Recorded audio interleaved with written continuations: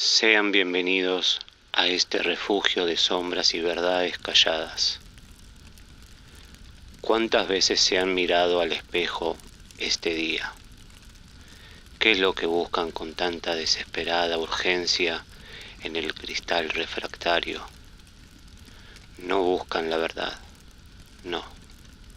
Buscan una confirmación, la ilusión reconfortante de que existen, de que son dignos de ser observados. Qué criatura tan frágil es el ser humano, siempre hambriento de su propia imagen, dispuesto a ahogarse en la vanidad con tal de no mirar la oscuridad que habita en su interior. En las frondosas arboledas de Tespias, la vida del joven Narciso estuvo marcada desde su nacimiento por un presagio inquietante. El adivino Tiresias había advertido a su madre, la ninfa Liríope, que el niño viviría una larga existencia solo si jamás llegaba a conocerse a sí mismo. A medida que crecía, la profecía parecía cobrar un sentido perturbador. Narciso poseía una hermosura deslumbrante, tan perfecta que provocaba la fascinación de cuanto ser se cruzaba en su camino.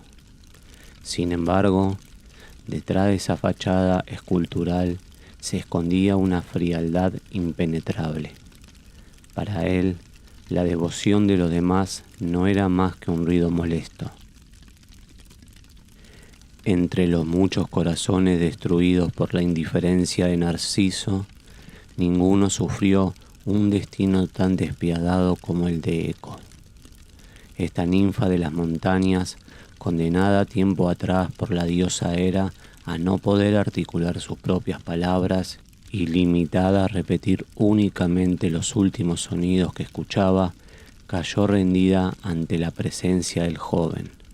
Un día, mientras él cazaba en la espesura, Eco lo siguió en silencio, esperando desesperadamente una oportunidad para manifestarle su devoción. Cuando finalmente intentó abrazarlo, Narciso la rechazó con repugnancia. Humillada y devastada, Eco se refugió en lo más profundo de las cavernas, donde su cuerpo se consumió en la pena hasta convertirse en piedra. La arrogancia de Narciso continuó cosechando dolor a su paso.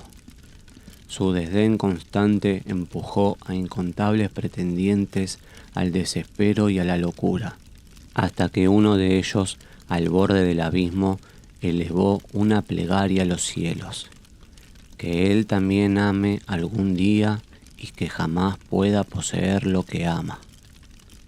Némesis, la implacable diosa de la justicia retributiva y la venganza, escuchó el clamor de las víctimas.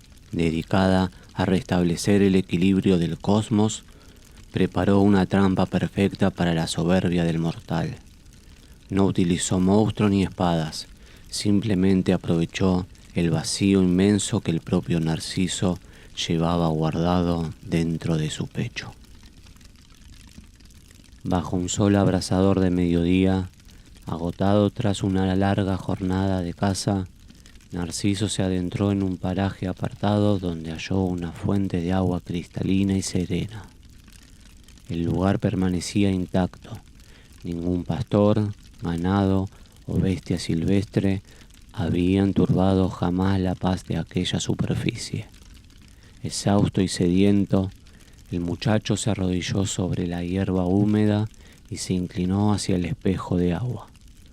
Al aproximar sus labios, el destino de Némesis se cumplió de forma fulminante.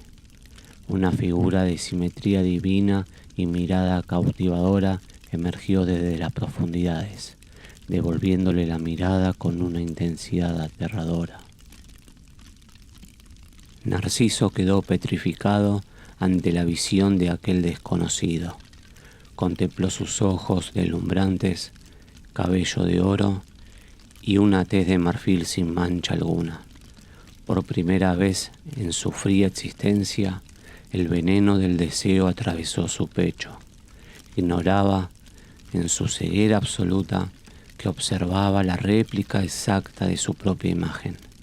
Intentó desesperadamente besar los labios que se estiraban hacia él desde el agua, pero al tocar la superficie, la visión se fragmentaba en suaves ondas, sumiéndolo en el desespero. Esperaba a que el estanque volviera a la calma para reunirse con la figura, quedando atrapado en un ciclo infinito de ilusión y zozobra.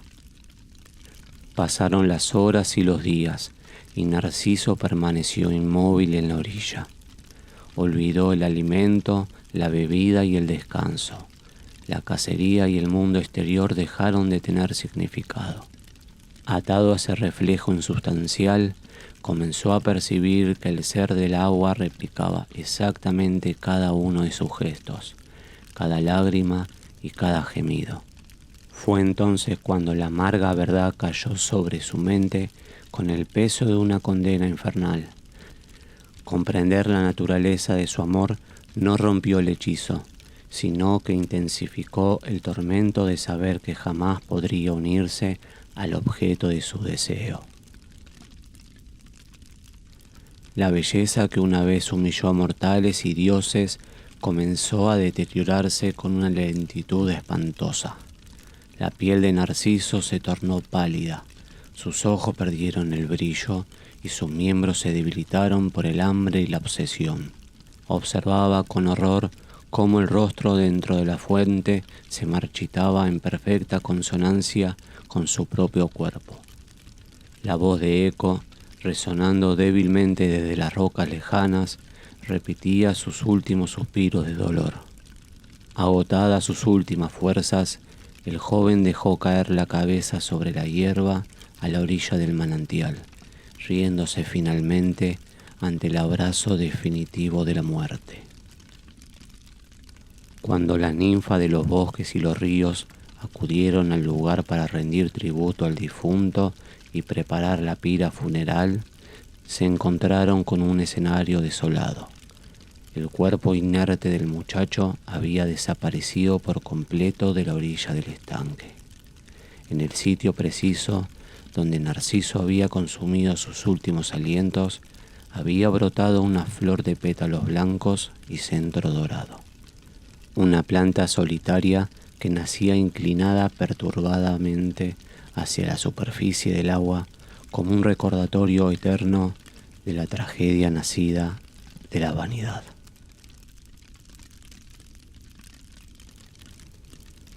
Narciso no murió por amarse demasiado. Murió porque confió en que la superficie podía sostener la carga de su alma. El ser humano es arquitecto de prisiones invisibles.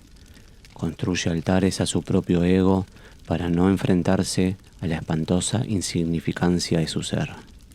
Se observan, se admiran, se pulen, y en ese trance continuo olvidan respirar, olvidan sentir, olvidan que el reflejo jamás los amará de vuelta. Al final, todos somos como Narciso, fósiles atrapados en la fascinación de su propia máscara. Yo lo sé muy bien.